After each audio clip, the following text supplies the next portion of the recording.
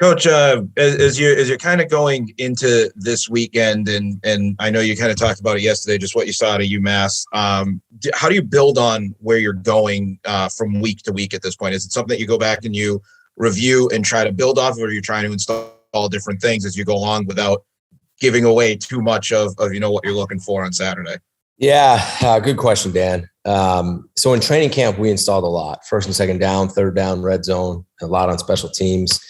And then as we went into the Colgate week, we kept practicing it because we didn't want it to get stale, right? It's kind of like in the NFL in the preseason games, you work all training camp, and then in the preseason games, you don't really run your offense and defense. And then by the time you get to the real season, it's almost like, gosh, we haven't practiced the stuff that we just spent all the time on.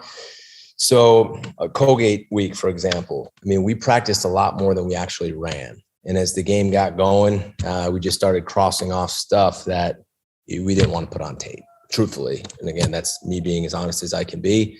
So we're going to continue to practice all the stuff we worked on in training camp. There's a really large menu.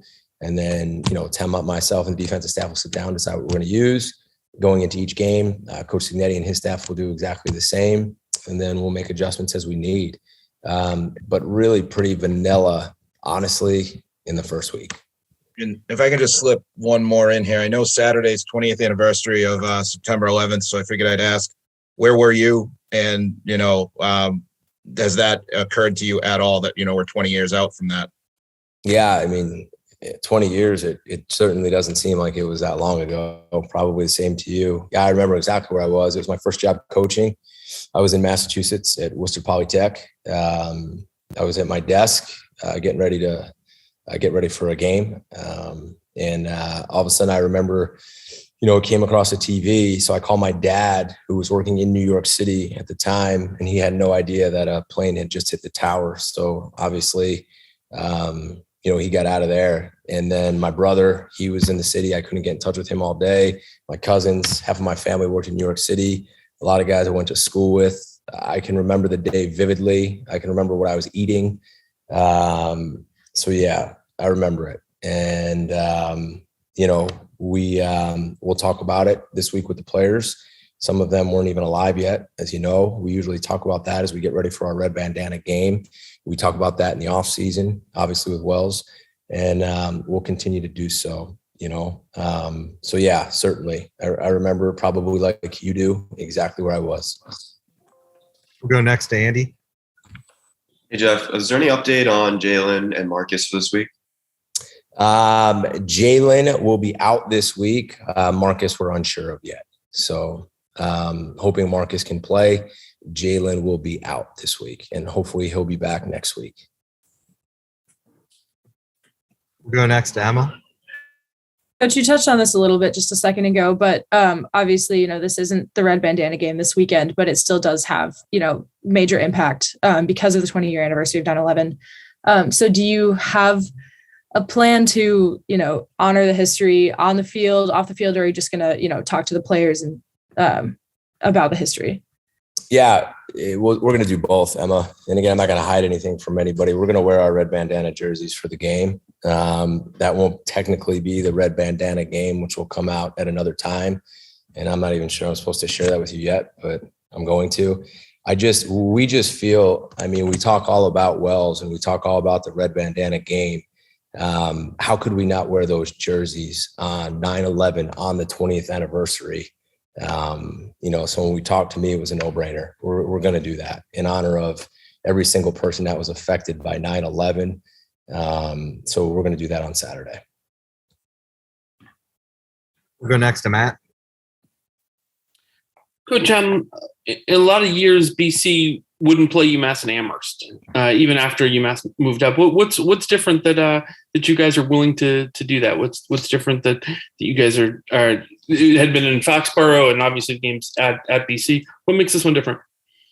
Truthfully, when I got asked, and this wasn't my decision, I don't make the decision where we're playing or when we're playing. And, I just kind of coach football and do the best that I can. But they asked me for my opinion and they said, hey, would you mind playing UMass at UMass? I'll play anybody wherever they want to play us. I said it yesterday. Our team and myself, we don't care where we play. That has very little to do with anything. We play at UMass. It's just like another away game for us. We'll go there and play them. So I don't see why they haven't played there in the past. I don't know why we wouldn't play there in the past. I respect UMass. I respect the staff. I respect the team. Our team respects their team. And if it's our turn to go and play there, then we'll get on a bus and we'll go play there. It's as easy as that. It seems like it has the potential to be a game that's good for New England football. Do you, in your role, and you guys are clearly the banner carrier for New England football, at least on the top end, do you think that's part of something that BC should care about, is being good for New England football? Because that's not necessarily always something that's good for your team in a given year. I think it's great for the region. Any chance we can get to spread our brand out across New England, we should. Whether it's playing UMass, whether it's playing UConn, whether it's playing anybody in the area, I think it's good for the area. It brings fans from different parts of the state who can drive in and watch us play and watch other teams play. And I think it is good for New England. We'll go next to Rich. Hey, Jeff, just talk about how you like to mix and match your running backs, and is this a good opportunity to get the running game going? Yeah, I mean, last week was a great opportunity to get the run game going too. And I think there's times that we really had it going. Like I said, Pat averaged over 7 yards a carry. There were certain run plays that we ran that averaged over 6 yards a carry. If you look at the breakdown, Rich, there's a certain play that every time we ran it, the average was over 6 yards. Could we run that more? Sure. But do we want to work on some other stuff? Definitely. And we were fortunate to be able to do that in a game where the score got the way it was fairly quickly.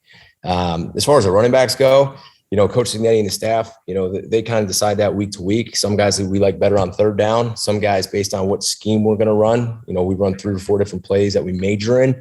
Some are better than some at the others. So when he calls it, he tries to get the right guy in. And we're still trying to figure those guys out too. But we're definitely going to continue to run the football. We'll go next to Trevor. Hey, Jeff, you just mentioned the word bus. I'm just curious when the last time you took a bus to an away game was, and just what that would be like to have the high school-like atmosphere. Kind of, it's a little different than usual. When the last time I took a bus would have been when I was at Ohio State and we played Michigan. I can say that word now. We took a bus there and we took a bus home. And when I was with the Cleveland Browns, we took a bus to Pittsburgh. So it doesn't feel like high school. It's like when I was with the Browns, we went to play the Steelers. We didn't fly there. And I was at Ohio State, took a bus to play Michigan when we went out there. So besides that, when I first started coaching, took a bus, even if it were a 10-hour bus drive.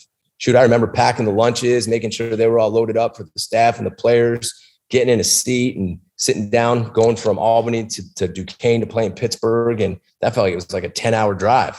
But that's all I knew, Andy. So I loved it, man. I had my own seat. I thought I was the king of the world. Jeff, thank you very much. We appreciate it.